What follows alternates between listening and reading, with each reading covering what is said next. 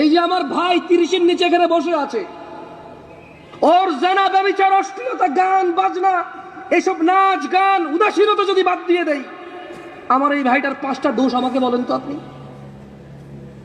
কষ্ট হবে আপনার দোষ বের করতে আমার ভাইয়ের। মুসলিমরা এত বদনাম কেন? প্রবৃত্তির শিকার হয় তাই।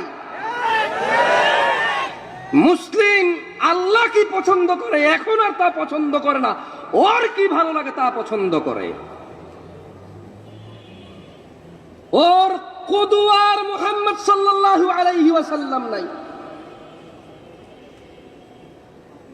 ও এখন খেলোয়াড়দের পিছে ছুটে। আল্লাহর রাসূল কি বলেছে সে তার ধার ধারে না। কোন নায়ক কি পড়ছে, কোন গায়ক কি গাইছে, কোন খেলোয়াড় চুল কেমনে কাটছে, কি প্যান্ট পরছে, কি গেঞ্জি পরছে, এটাই তার প্রধান লক্ষ্য এখন। আল্লাহ আমাদেরকে বুঝার তৌফিক দান করুন। একটা হাদিস বলে আমি আমার বক্তব্যের একদম শেষের আগের পর্বে আসবে, পরে কয়েকটা আয়াত পড়ে আপনাদের শোনাবো ইনশাআল্লাহ।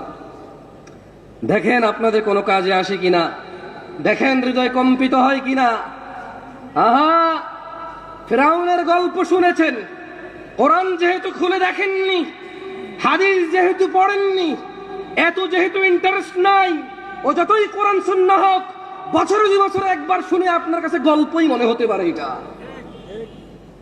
আপনি শুনেছেন পানিতে ডুবে মরেছে, আপনি শুনেছেন নমরুদ, শুনেছেন মশা ঢুকে কেউ মরেছে, আপনি এগুলো শুনেছেন, আপনার কাছে এগুলো গল্প, কৌতুক, কিচ্ছা কাহিনীর মতোই মনে হয়।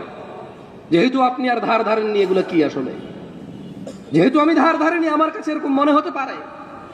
এই জন্য একটা হাদিস বলি, দেখেন, আমার সাথে পড়তে পারবেন? মক্তবে ফিরে যেতে পারবেন? সময় আসছে মক্তব ঘরে ঘরে, পাড়ায় পাড়ায়, বিল্ডিং এর নিচে নিচে চালু হওয়ার সময় আসছে। এসব কেজি, সোয়া, পোয়া, এগুলো কোনো কল্যাণ নাই, কোনো কল্যাণ নাই। এসব টন মনে, কল্যাণ আছে বাচ্চার মক্তবে। আপনি ওকে আল্লাহর সাথে বিচ্ছিন্ন করেছেন, ও আপনাকে নিজ থেকে বিচ্ছিন্ন করে বৃদ্ধাশ্রমে প্রবেশ করিয়েছে। যে তাকে পানি থেকে, যে তাকে মৃত্তিকা থেকে উঠাবে, আপনি তার সাথে পরিচয় করতে সন্তানকে ব্যর্থ হয়েছেন। আপনার সন্তান আপনার পরিচয় দেয় না, এতে আপনি ব্যর্থ হয়েছেন। দেখেন, আমার সাথে হাদিসটা পড়েন।